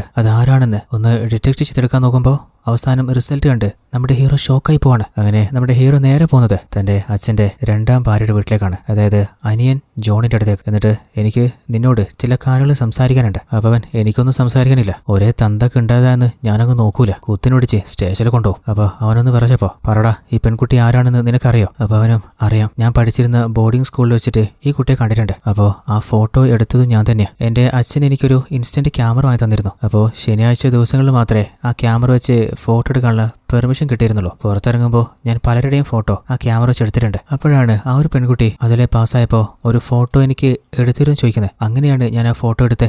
ഹീറോ ആണെങ്കിൽ നിലവിലെ മരണപ്പെട്ട 4 ആളുകളുടെ ഫോട്ടോസ് കാണിച്ചു കൊടുത്തിട്ട്, ഇവരെ നിനക്കറിയോ? അപ്പൊ അവനാണെങ്കിൽ, അറിയാം, എന്റെ സ്കൂളിൽ ഒന്നിച്ച് പഠിച്ചതാ. അപ്പൊ ഹീറോ, അല്ല, കൂടെ പഠിച്ച ഫ്രണ്ട്സ് കൊല്ലപ്പെട്ടത് നീ അറിഞ്ഞില്ലേ? അതിന് കൂടെ പഠിച്ചവന്മാരൊക്കെ ഫ്രണ്ട്സ് ആവണമെന്ന് നിർബന്ധമുണ്ടോ? അപ്പോഴാണ് ഹീറോ ചോദിക്കുന്നത്. അപ്പോ മരണപ്പെടുന്നതിന് മുൻപ് പലരുടെയും വീട്ടിലേക്ക് വന്ന ചുമരിൽ എഴുതിയെടുത്ത ഈ ഫോട്ടോയും നീ തന്നെ എടുത്തതല്ലേ? അപ്പോഴാണ് അവൻ ഓർക്കുന്നത് ആ ഫോട്ടോസ് അവൻ വേറൊരാൾക്ക് വേണ്ടി എടുത്തു കൊടുത്താണ്. എന്നിട്ട് ഒരു ഫ്ലാഷ് ബാക്ക് പറയുന്നുണ്ട്. പണ്ട് ഞാൻ പഠിക്കുന്ന സമയത്ത് കോളേജില് ഒരു ചെറിയ കുട്ടി ഉണ്ടായിരുന്നു, അവന്റെ പേരാണ് നിർമ്മൽ. അപ്പൊ ഹീറോ, അല്ല, ഈ മരണപ്പെട്ട പയ്യന്മാരുമായിട്ട് നിർമ്മലിന് എന്തെങ്കിലും പ്രശ്നം ഉണ്ടായിരുന്നു? അവര് 4 പേരുമാണ് ആ കുട്ടിയെ ഏറ്റവും കൂടുതൽ ഉപദ്രവിച്ചത്. എന്നാൽ ആ ഒരു കാഴ്ച കണ്ട അവരുടെ ഹോസ്റ്റൽ വാർഡനില്ലേ, ആ കുട്ടിയെ രക്ഷിക്കാതെ അവർക്ക് കൂട്ടു നിൽക്കായിരുന്നു. അന്ന് ചുമരിലെ ആ ഒരു ചെറിയ പയ്യൻ നിർമ്മല അങ്ങനെ എഴുതിയിട്ടുണ്ടായിരുന്നു. അവനെ അവരൊന്നും ചെയ്യാൻ പറ്റില്ല എന്നുള്ള ആ ഒരു വിഷമത്തിലായിരിക്കും അവനന്ന് അങ്ങനെ എഴുതിയിട്ടുണ്ടാവുക. അപ്പോൾ ഹീറോയുടെ ടീം, അല്ല, നിർമ്മലിന് അങ്ങനെ ഉപദ്രവം നേരിട്ടിട്ട് ആ സ്കൂളിലെ ആരും അവന്റെ ഭാഗം കേൾക്കാനേ ശ്രമിച്ചില്ലേ? അതിന്റെ കാരണം അവന്റെ അമ്മ തന്നെയായിരുന്നു. അവനവന്റെ അമ്മയെ വിളിച്ച് സങ്കടം പറഞ്ഞാലും എനിക്കിപ്പോ നിന്റെ വാക്ക് കേൾക്കാൻ താല്പര്യമില്ല, അതും പറഞ്ഞ് ഫോണ് കട്ട് ചെയ്യാറായിരുന്നു. അന്നത്തെ ദിവസം മൊത്തം അവന്റെ അമ്മ അവനെ തിരിച്ചു വിളിക്കുന്ന അവൻ കാത്തിരുന്നു. എന്നാൽ അവര് വിളിച്ചില്ല. നിർമ്മലിന്റെ അച്ഛന്റെ മരണത്തിന് ശേഷം അവന്റെ അമ്മയ്ക്ക് പലരുമായിട്ടും ബന്ധമുണ്ടെന്നാണ് സ്കൂളിലൊക്കെ പറഞ്ഞ് നടന്നിരുന്നത്. അതേ സമയത്ത് നമ്മുടെ അൽത്താഫിലെ പോലീസിന്റെ കണ്ണു വെട്ടിച്ച് ഒരു പെൺകുട്ടിയെ കൂട്ടിയിട്ട് ഏതോ ഒരു റൂമിലേക്ക് പോവാണ്. എന്നാൽ അവള് ഫ്രഷ് ആകാൻ പോകുമ്പോ ആ ഒരു ഹൂഡി കൊലാളി വന്നിട്ട് അവന്റെ നെഞ്ചില് കത്തി കുത്തി ഇറക്കി അവനെ തീർത്ത് കളയുന്നുണ്ട്. ആ ഒരു കാഴ്ച ആ ഒരു പെൺകുട്ടിയെ കണ്ട് ഷോക്കായി പോവാണ്. അങ്ങനെ ക്രൈം സീനിൽ എത്തിയിട്ട് ഫോറൻസിക് ടീം മാക്സിമം എവിഡൻസുകൾ കളക്ട് ചെയ്യാണ്. അപ്പോഴാണ് അവനെ നോർമലി കൊലപ്പെടുത്തിയത് മാത്രമല്ല പ്രൈവറ്റ് പാർട്ട് വരെ മുറിച്ചെടുത്തിട്ടുണ്ട്. അപ്പോൾ ഹീറോ കലിപ്പായിട്ട് നേരെ ശ്രദ്ധയോട്, മര്യാദക്ക് നീ പറയുന്നോ? അപ്പോഴാണ് അവളൊരു ഫ്ലാഷ് ബാക്ക് പറയുന്നത്. അതായത് എന്റെ അച്ഛന് ആ വാലിയില് ഒരു ചെറിയ കടയുണ്ടായിരുന്നു. അപ്പോൾ അച്ഛൻ ചില സമയത്ത് എന്നെ നിർത്തിയിട്ട് പോകും. അപ്പോഴാണ് ഒരിക്കൽ നിർമ്മലിനെ ഞാൻ കാണുന്നത്. അപ്പോൾ അവനാണെങ്കിലേ പെൺകുട്ടികൾ ഉപയോഗിക്കുന്ന വളയും മാലയൊക്കെ കൗതുകത്തിൽ നോക്കുന്നുണ്ടപ്പോ ഗേൾഫ്രണ്ടിന് ഗിഫ്റ്റ് കൊടുക്കാനാ? എനിക്ക് ഗേൾഫ്രണ്ട് ഒന്നുമില്ല, ഞാൻ വെറുതെ നോക്കിയതാ. പിന്നീട് സ്കൂളില്ലാത്ത സമയത്തൊക്കെ നിർമ്മല് കടയിലേക്ക് വരികയായിരുന്നു. അങ്ങനെ നമ്മള് നല്ല ഫ്രണ്ട്സായി. അങ്ങനെ പലപ്പോഴും പുറത്തു പോകാൻ തുടങ്ങി. അങ്ങനെ ഒരിക്കൽ രണ്ടുപേരും ടൗണിൽ പോയിട്ട് വരുമ്പോഴാണ് 5 പയ്യന്മാരെ കാണുന്നത്. അവരെ കണ്ടപ്പോ നിർമ്മല് അവൻ വല്ലാതെ പേടിക്കാൻ തുടങ്ങി. അപ്പോൾ ശ്രദ്ധയാണെങ്കിലേ, നീ പേടിക്കണ്ട. അങ്ങനെ അവനെ കൂട്ടി പോകുമ്പോ അവര് തടഞ്ഞിട്ട്, നീ എന്താ ഇവന്റെ അമ്മയാ? കൊള്ളാലോ. അപ്പോ അവന്റെ മുഖത്തൊന്ന് കൊടുത്തിട്ട് അവനെയും കൂട്ടിട്ട് അവിടെ നിന്ന് പോവാണ്. അതില് അവർക്ക് വല്ലാതെ ദേഷ്യം വന്നിട്ട് അതിനുശേഷമാണ് അവള് ഒരിക്കലും കരുതാത്ത ആ ഒരു അബ്യൂസ് നേരിടുന്നത്. അന്ന് അച്ഛൻ കടയിലുണ്ടായിരുന്നില്ല. അങ്ങനെ അവരോരോരുത്തരും അവിടെ നിന്ന് ഇറങ്ങി പോകുമ്പോ പുറത്തുനിന്ന് നിർമ്മലിലെ ആ കാഴ്ച കാണുന്നുണ്ടായിരുന്നു. അവനെ എന്താ ചെയ്യേണ്ടെന്ന് അറിയാത്ത ഒരവസ്ഥയിലായിരുന്നു. അപ്പോൾ ശ്രദ്ധ, അതിനുശേഷം ഞാൻ കടയിലേക്ക് പോയിട്ടില്ല, നിർമ്മലിനെ കണ്ടിട്ടുമില്ല. അപ്പോഴാണ് അയച്ചു വന്നിട്ട്, കേസ് ക്ലോസ് ചെയ്യാനായില്ലേ? അപ്പൊ ഹീറോ, ഇല്ല സാറേ, അൽത്താഫിന്റെ കൊലപാതകത്തിലെ ഈ കൊലപാതകങ്ങള് അവസാനിക്കുന്നല്ലേ നമ്മൾ കരുതിയേ? എന്നാല് വേറെ ആരോ ഒരാളും കൂടി ഉണ്ട്. കാരണം ആ ക്രൈം സീനിൽ വെച്ച് ഒരു വാച്ച് കൂടി നമുക്ക് കിട്ടിയിട്ടുണ്ട്. നിലവിലെ കല്യാണിയായ ശ്രദ്ധയെ ഉപദ്രവിച്ച എല്ലാ ആളുകളും ഇപ്പൊ മരണപ്പെട്ടിട്ടുണ്ട്. അപ്പോ അടുത്ത താരാണ് അത് കണ്ടുപിടിക്കണമെങ്കിൽ നമ്മൾ ആ സ്കൂളിലേക്ക് തന്നെ പോകണം. അതേ സമയത്താണ് നമ്മുടെ പ്രിൻസിപ്പളിനെ ആ സമയത്ത് സ്റ്റേഷനിലുണ്ടായിരുന്ന ഇൻസ്പെക്ടർ മീറ്റ് ചെയ്തിട്ട്, സാറേ, നിങ്ങളുടെ സ്കൂളിൽ പഠിക്കുന്ന കല്യാണി എന്ന പെൺകുട്ടിയെ മുഖത്ത് ചാക്കിട്ട് ഒരു 5 ആളുകൾ ചേർന്ന് അബ്യൂസ് ചെയ്തിട്ടുണ്ടായിരുന്നു. എന്നാൽ മുഖത്ത് ചാക്കിട്ടതുകൊണ്ട് അതാരായിരുന്നെന്ന് അവള് ശരിക്കും കണ്ടിട്ടില്ല. എന്നാൽ കഴിഞ്ഞ ദിവസം സ്റ്റേഷനിലേക്ക് ഒരു പയ്യൻ വന്നു. അവന്റെ പേര് നിർമ്മൽ എന്നാ പറഞ്ഞ്. അപ്പോ അവൻ ആ കാഴ്ച നേരിട്ട് കണ്ടിട്ടുണ്ടായിരുന്നു. അവൻ ആ 5 ആളുകളുടെയും ഡീറ്റെയിൽസ് അടക്കം തന്നിട്ടുണ്ട്. എന്നാൽ അവൻ തന്ന വാക്കുമൂലം ഞാൻ ഇതുവരെ റെക്കോർഡ് ചെയ്തിട്ടില്ല. അപ്പോൾ പ്രിൻസിപ്പളും സ്കൂളിന്റെ റെപ്യൂട്ടേഷൻ നഷ്ടപ്പെടുന്ന കാര്യമല്ലേ, എന്തെങ്കിലും ചെയ്യാൻ പറ്റുമോ? അത് ഞാൻ കണ്ടറിഞ്ഞ് ചെയ്യാം, പക്ഷേ 24 മണിക്കൂറിനുള്ളിൽ എനിക്ക് കിട്ടേണ്ടത് കണ്ടറിഞ്ഞ് നിങ്ങൾ കയ്യിലെത്തിക്കണം. അങ്ങനെ സ്കൂളിലെത്തിയിട്ട് ആ ഒരു സ്കൂളിന്റെ ബോർഡിനോട് ഇനി ഒരിക്കലും അവൻ ആരോടും സത്യം പറയാൻ പാടില്ല, അതിന് അവനെ തീർത്ത് കളയണമെന്നാണോ നിങ്ങൾ പറയുന്നത്? അത് വേണ്ട, ചെറിയൊരു പയ്യനല്ലേ, ഒന്ന് തട്ടുകൊടുത്ത് വിട്ടാൽ മതി. പേടിച്ച് അവൻ മിണ്ടില്ല. അതേ സമയത്ത് നമ്മുടെ ഹീറോ ഇല്ലേ പ്രിൻസിപ്പളിനോട് നിങ്ങൾ എന്തിന്റെ പേരില നിർമ്മലിനെ സ്കൂളിൽ നിന്ന് പുറത്താക്കിയ? അത് അവനവന്റെ റൂമിലായിട്ട് ചുമരിലെ കല്യാണി ഉപദ്രവിച്ച 5 ആളുകളുടെയും പേരെഴുതി വെച്ചിട്ട് അവരെ കൊല്ലുന്നെഴുതിയിരുന്നു. ആ ഒരു കാര്യം കണ്ട വാർഡൻ എന്നോട് പറയും ചെയ്തു. അപ്പോ വാർഡനെ കൊണ്ട് അത് ഫോട്ടോ എടുത്ത് ആ ഫോട്ടോ കാണിച്ച് അവനെ ഭീഷണിപ്പെടുത്തിയിട്ടാണ് സ്കൂളിൽ നിന്ന് പുറത്താക്കിയത്. അപ്പൊ ഹീറോ ഒരു ചെറിയ പയ്യന്റെ മനസ്സിൽ നിന്ന് അവൻ ഇത്രക്ക് ഡീപ്പായിട്ടൊരു കാര്യം പറഞ്ഞിട്ട് അവൻ ആ 4 എണ്ണം നടപ്പാക്കിയിട്ടുണ്ടെങ്കിൽ അടുത്ത ലിസ്റ്റിൽ ചിലപ്പോൾ നിങ്ങളും പെടും. അങ്ങനെ 5ാമത് ഷീട്ട് കൊടുത്തിട്ട് 6ാമതാവാതിരിക്കാൻ സൂക്ഷിച്ചു. അപ്പോഴാണ് ഹീറോയുടെ അസിസ്റ്റന്റ് വിളിച്ചിട്ട് പറയുന്നത്, സാറേ അൽത്താഫിന്റെ ഗേൾഫ്രണ്ട് അവൾക്ക് ബോധം വന്നിട്ടുണ്ട്, കില്ലറെ അവൾ നേരിട്ട് കണ്ടു എന്ന് പറയുന്നത്. അപ്പൊ ഹീറോ അങ്ങനെയാണെങ്കിൽ ഒരു സ്കെച്ച് ആർട്ടിസ്റ്റിനെ കൊണ്ട് അതാരാണെന്ന് വരച്ചെടുക്കാൻ നോക്ക്. അങ്ങനെ അന്നത്തെ CI മീറ്റ് ചെയ്തിട്ട് അവനെ കുറിച്ച് ചോദിക്കുമ്പോൾ, സാറേ നിർമ്മല് അവനില്ലാത്ത കാര്യങ്ങളൊക്കെ ഉണ്ടെന്ന് പറയുന്ന തലക്കെന്തോ കുഴപ്പമുള്ളൊരു പയ്യനാ. അപ്പൊ ഹീറോ ഓൾറെഡി സ്കൂളിൽ പോയി എല്ലാ കാര്യങ്ങളും അന്വേഷിച്ചിട്ട് ഇവിടെ വന്നേ, തനിക്ക് എത്ര കിട്ടി താനൊന്ന് കൂട്ടുന്നതിന്? ഓൾറെഡി ആ പെൺകുട്ടി ഉപദ്രവിച്ച 5 പ്രതികളും ഇന്ന് ജീവനോടെ ഇല്ല. അപ്പോ ചിലപ്പോ അടുത്തത് താനാവാനും മതി. ഇപ്പോ നമ്മുടെ അന്വേഷണം എത്തി നിൽക്കുന്നത് നിർമ്മലാണ്. അവൻ എവിടെയുള്ളേ? അപ്പോ CI അതിന് സാറേ നിർമ്മല് അവൻ ചത്തല്ലോ. 6 വർഷങ്ങൾക്ക് മുൻപ് അവിടെയുള്ള ക്ലോക്ക് ടവറിന്റെ മുകളിൽ നിന്ന് അവൻ താഴത്തേക്ക് ചാടി ജീവൻ ഒടുക്കിയതാ. അപ്പൊ ഹീറോ നമ്മുടെ പ്രിൻസിപ്പൽ വിളിച്ചിട്ട് അന്ന് നിർമ്മല് ചുമരിൽ എഴുതിയ ആ ഒരു വാചകങ്ങൾ ഫോട്ടോ എടുത്തിട്ട് നിങ്ങൾ അവനെ ഭീഷണിപ്പെടുത്തിയിരുന്നില്ലേ, ആ ഫോട്ടോസ് നിങ്ങൾ ആർക്കാ കൊടുത്തിരുന്നേ? അപ്പോ അയാൾ എന്തോ കാര്യം പറയുന്നുണ്ട്, എന്നാൽ അത് നമ്മൾ കേൾക്കുന്നില്ല. അതേ സമയത്ത് അൽത്താഫിന്റെ ഗേൾഫ്രണ്ടില്ലേ അവളും ആ ഒരു കില്ലറെ ഐഡന്റിഫൈ ചെയ്തിട്ടുണ്ട്. അപ്പോ ഹീറോ പറയുന്നുണ്ട് ഇതിന്റെ പിന്നിലെ ഒരു സ്ത്രീ തന്നെയാണ്, അത് വേറെ ആരുമല്ല, നിർമ്മലിന്റെ അമ്മ വിമല നിർമ്മലാണ്. അങ്ങനെ നിർമ്മലിന്റെ അമ്മയിലെ ഒരു കടയിൽ നിന്ന് സിഗരറ്റ് വാങ്ങി വലിക്കുമ്പോഴാണ് അവരുടെ ലൈഫിൽ സംഭവിച്ച ചില ഫ്ലാഷ് ബാക്ക് നമ്മൾ കാണുന്നത്. ഓൾറെഡി നിരഞ്ജന്റെ അച്ഛൻ മരണപ്പെട്ട ശേഷം കുറേയധികം കടങ്ങളുണ്ടായിരുന്നു. അപ്പോൾ ഓരോ കടക്കാര് വീട്ടിലെത്തിയിട്ട് പണം ചോദിക്കാൻ തുടങ്ങിയപ്പോൾ എനിക്ക് കുറച്ച് സാവകാശം തരണം, ഒരു കുഞ്ഞിനെ വെച്ചിട്ട് ഞാൻ നിങ്ങളുടെ കടങ്ങളൊക്കെ തീർക്കാം, ഇപ്പോൾ വേറെ വഴിയൊന്നും കാണുന്നില്ല. അയാളാണെങ്കിൽ അതിന് വേറെ വഴിയൊക്കെ ഉണ്ട്, നീ ഒന്ന് സഹകരിച്ചാൽ മതി, നിന്റെ മോനില്ലാത്ത സമയത്ത് ഞാൻ വന്നോളാം. എന്നാൽ ആ ഒരു കാഴ്ച കണ്ടുകൊണ്ടാണ് നിർമ്മല് വരുന്നത്. അപ്പോൾ തന്റെ അമ്മയെ അവൻ തെറ്റിദ്ധരിക്കുകയാണ്. എന്നാൽ തന്റെ മകനെ കൂടെ വെച്ചിട്ട് അവനെ നോക്കി കടങ്ങൾ വീട്ടാന് അമ്മക്ക് പറ്റാതായപ്പോൾ അവനെ ഹോസ്റ്റലിൽ കൊണ്ടുപോയി ചേർത്തതാണ്. എന്നാൽ അവനാണെങ്കിൽ അമ്മേ എനിക്ക് അമ്മയുടെ കൂടെ വന്നാൽ മതി, ഇതുവരെ ഞാൻ ഒറ്റയ്ക്ക് എവിടെയും നിന്നിട്ടില്ലല്ലോ. അപ്പൊ അമ്മയാണെങ്കിൽ ദേഷ്യത്തില് നിനക്ക് പറഞ്ഞത് മനസ്സിലാവാതെ എനിക്ക് എത്ര പ്രശ്നങ്ങളും കടങ്ങളുണ്ടെന്നറിയോ, ഇനി നിന്റെ ഭാഗത്തുനിന്ന് കൂടി തുടങ്ങല്ലേ, എന്റെ സിറ്റുവേഷൻ ഒന്ന് മനസ്സിലാക്ക്. വേറെ നിവൃത്തിയില്ലാത്തതുകൊണ്ടാണ് ആ അമ്മ അവിടെ നിന്ന് പോകാനൊരുങ്ങി. തന്റെ മകനോട് ശരിക്കും ആ അമ്മക്ക് സ്നേഹം ഉണ്ടായിരുന്നു. അങ്ങനെ ഇരിക്കുകയാണ് വീണ്ടും അയാളെ കൂട്ടാളികളെ കൂട്ടിയിട്ട് പണം ചോദിച്ചു വന്നത്. അപ്പൊ കുറച്ചുകൂടി സാവകാശം തരാന്ന് പറഞ്ഞപ്പോ 26-ാം തീയതിക്കുള്ളിൽ പണം തന്നിട്ടില്ലെങ്കിൽ വീട്ടിൽ നിന്ന് ഇറങ്ങണം. അപ്പോഴാണ് ഹോസ്റ്റലിലെ ആ ഒരു പ്രശ്നം ഉണ്ടായിട്ട് നിർമ്മലെ അമ്മയെ വിളിച്ചത്. ആ ഒരു ദേഷ്യത്തിലാണ് ഇപ്പോ നിന്നോട് സംസാരിക്കാൻ താല്പര്യമില്ലെന്ന് പറഞ്ഞ് ഫോൺ വെച്ച്. അങ്ങനെ പലപ്പോഴും അവന് ഹോസ്റ്റലിൽ നിന്ന് അബ്യൂസ് നേരിട്ടപ്പോഴൊക്കെ അമ്മയെ വിളിച്ച് പറഞ്ഞപ്പോ ഇതൊക്കെ എല്ലാ ഹോസ്റ്റലിലും സംഭവിക്കുന്നതാ, അതൊന്നും നീ കാര്യാക്കണ്ട, ഒന്ന് ക്ഷമിച്ച് കുറച്ച് നാളോട് നിൽക്ക്. എന്നാൽ കുറെ നാള് അവൻ സഹിച്ചു നിന്നു. അങ്ങനെ ഇരിക്കുകയാണ് കല്യാണിക്ക് ആ ഒരു പ്രശ്നം സംഭവിക്കുന്നതും സ്കൂളിന്റെ മുഖം രക്ഷിക്കാനായിട്ട് അവന്റെ അമ്മയെ വിളിപ്പിച്ച് നിങ്ങളുടെ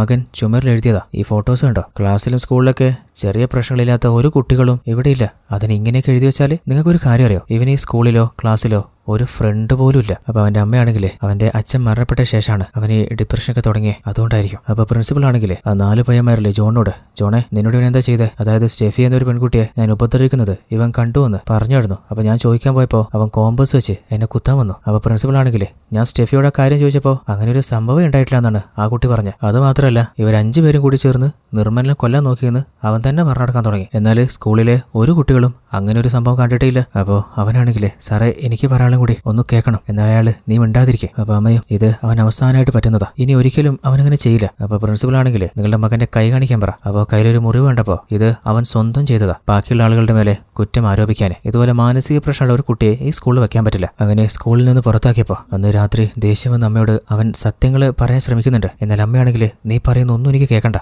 ആദ്യം നിന്റെ അച്ഛനാണെങ്കിൽ ഇപ്പോ നീയും തുടങ്ങി, എന്തൊക്കെയാ നീ ചെയ്തു വെച്ചിട്ടില്ലേ? അപ്പൊ അവനാണെങ്കിൽ അമ്മ ഞാനൊന്നും ചെയ്തിട്ടില്ല, അവര് പറയുന്നത് എന്നെ സത്യം, നിനക്ക് പ്രാന്ത. അമ്മയുടെ ഭാഗത്ത് നിന്ന് അങ്ങനെ കേട്ടപ്പോ അതും കൂടി അവന് സഹിക്കാൻ പറ്റിയില്ല. അങ്ങനെയാണ് അവന്റെ ജീവൻ ഇല്ലാതാക്കുന്നത്. ആ ഒരു കാഴ്ച കണ്ട് ആ അമ്മക്ക് സഹിക്കാൻ പറ്റിയില്ല. അതേ സമയത്ത് പ്രസന്റിലെ അവന്റെ അമ്മ വിമലയാണെങ്കിൽ ഫോണിലെ ചാർജ് തീർന്നുപോയി, ഒരു ഫോൺ കിട്ടോ. അങ്ങനെ ആ ഒരു ഫോണിൽ നിന്ന് ആരെയോ വിളിച്ചിട്ട് ഞാൻ നിർമ്മലിന്റെ അമ്മയാണ്, നാളെ ഒന്ന് നേരിട്ട് കാണാൻ പറ്റുമോ? അതേ സമയത്ത് നമ്മുടെ ഹീറോ ഇല്ലേ നിർമ്മലിന്റെ അമ്മയുടെ വീട്ടിൽ വന്നിട്ട് അവിടെ ഉണ്ടായിരുന്ന എല്ലാ സാധനങ്ങളും ചെക്ക് ചെയ്യുമ്പോൾ ഒരു ആൽബത്തിലായിട്ട് ആരുടെയോ ഫോട്ടോ കാണുന്നുണ്ട്. അതേസമയത്ത് നമ്മുടെ ഹീറോ ടീമും അവരുടെ പിന്നാലെ വരുമ്പോൾ നമ്മുടെ പ്രിൻസിപ്പൽ ആണെങ്കിൽ പേടിച്ച് പ്രാർത്ഥനയിലാണ്. അതേപോലെ അന്നത്തെ സിഐയില്ലേ അയാളുടെ വീടിനും പോലീസ് കാവൽ കൊടുക്കാണ്. അപ്പോഴാണ് നമ്മുടെ ഹീറോ ഇല്ലേ വിമല ആരുടെ പിന്നാലിരിക്കും പോയിട്ടുണ്ടാവാന്ന് ഗസ് ചെയ്യുന്നത്. അതേ സമയത്ത് വിമല ആ ഒരു വാർഡനില്ലേ ഫോളോ ചെയ്ത് ലോക്ക് ചെയ്തിട്ടുണ്ട്. അതിനുള്ളിൽ നമ്മുടെ ഹീറോ പിന്നാലെ എത്തിയിട്ട് വിമല നിർത്ത്, എന്നാല് വാർഡൻ ലോക്ക് ചെയ്തിട്ട് ഒരടി മുന്നോട്ട് വെച്ചാലേ ഇവനെ ഞാൻ തീർക്കും. അപ്പൊ ഹീറോ ആണെങ്കിലേ വിമല് ജീവൻ ഒടുക്കിയതില്ലേ ഇയാൾക്കൊരു പങ്കുമില്ല. എന്റെ മകന്റെ വേദന ഇവൻ നോക്കി നിന്നില്ലേ, ഇവൻ മര്യാദക്ക് ഇവന്റെ ജോലി ചെയ്തിരുന്നെങ്കിലേ എന്റെ മോൻ മരിക്കില്ലായിരുന്നു. അപ്പൊ ഹീറോ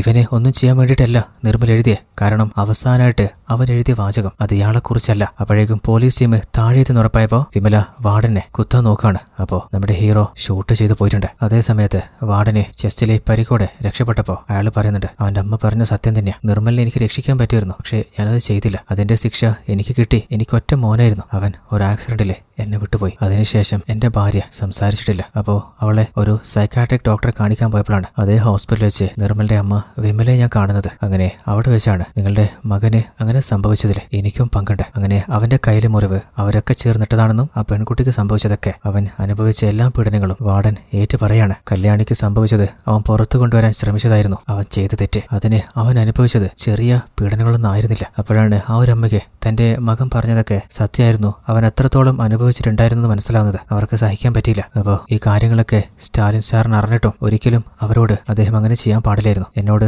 സമാധാനത്തിൽ സംസാരിക്കുമ്പോഴാണ് അങ്ങനെ ഷൂട്ട് ചെയ്തത്. അങ്ങനെ അടുത്ത സീനില് നമ്മുടെ ഹ്യൂമൻ റൈറ്റ്സ് ഓഫീസേഴ്സിനെ സ്റ്റാലിൻ ഫേസ് ചെയ്യുമ്പോൾ ജീവനോടെ പിടിക്കാൻ പറ്റുമായിരുന്ന ഒരു പ്രതിയെ നിങ്ങൾ എന്തിനാ ഷൂട്ട് ചെയ്തേ? അപ്പോൾ ഹീറോ 5 യുവാക്കളെ ഒരു ദയമില്ലാതെ കൊന്ന ഒരു ക്രിമിനലായിട്ട് മാത്രമേ എനിക്കപ്പോൾ കാണാൻ പറ്റുള്ളൂ. അപ്പോൾ അവരാണെങ്കിലേ ഇവിടെ നിയമവും കോടതിയും പിന്നെന്തിന് ഒരാൾ കുറ്റക്കാരനാണോ അല്ലയോ എന്ന് തെളിയിക്കാൻ വേണ്ടിയിട്ടാ. ആ ഒരു ഡ്യൂട്ടി ഒന്നും നിങ്ങൾ ഏറ്റെടുക്കണ്ട. എനിക്ക് ശരിയെന്ന് തോന്നുന്ന കാര്യം മാത്രമേ ഇതുവരെ ഞാൻ ചെയ്തിട്ടുള്ളൂ. അതിനിപ്പോ ആര് എന്ത് പറഞ്ഞാലും ഇതുവരെ ചെയ്ത ഒന്നിനും എനിക്ക് ഒരു കുറ്റബോധമില്ല. ഇതാണ് എന്റെ സ്റ്റേറ്റ്മെന്റ്. നിങ്ങൾക്ക് വേണ്ട ആക്ഷൻ നിങ്ങൾ എടുത്തോ. അങ്ങനെ പുറത്തേക്ക് എത്തിയപ്പോ നമ്മുടെ IG വന്നിട്ട് അല്ലടാ നിർമ്മല് അവസാനമായിട്ട് എഴുതിയ വാചകത്തിലെ വാർഡന്റെ പേരല്ലെങ്കിൽ പിന്നെ ആരുടെ പേരാ? അപ്പൊ ഹീറോ എനിക്ക് മാത്രം അറിയുന്ന സത്യങ്ങൾ അത് അവിടെ തന്നെ കിടന്നോട്ടെ സാറേ. അപ്പോഴാണ് നമ്മുടെ ഹീറോയുടെ ഇൻവെസ്റ്റിഗേഷന്റെ ഇടയിൽ നിർമ്മലിന്റെ റൂം കാണാൻ പോയപ്പോ അവിടെ ചുമരില് അവൻ എഴുതി വെച്ചത് ഹീറോ വായിക്കുന്നത് എല്ലാത്തിനും നോക്കുകുത്തിയായിരുന്ന എന്റെ അമ്മയെ എനിക്ക് കൊല്ലണം. അപ്പോ ഹീറോ ആ സത്യം മനസ്സിലാക്കിയ പോലെ തന്നെ വിമലയും തന്റെ മകൻ തന്റെ മരണം കൊതിച്ചിരുന്നെന്ന് മനസ്സിലാക്കിയിരുന്നു. അതുകൊണ്ട് തന്നെ അവരുടെ മരണത്തിലേക്കാണ് നമ്മുടെ ഹീറോയെ എത്തിച്ചത്. അതുപോലെ ഹീറോ അന്ന് വീട്ടിലെത്തിയപ്പോ അവന്റെ ഒരു ആൽബത്തില് അവസാനം അമ്മയുടെ ഫോട്ടോയില് അവൻ അതുപോലെ എഴുതി വെച്ചിരുന്നു. അത് അമ്മയെ കണ്ടിട്ടുണ്ടായിരുന്നു. അപ്പോ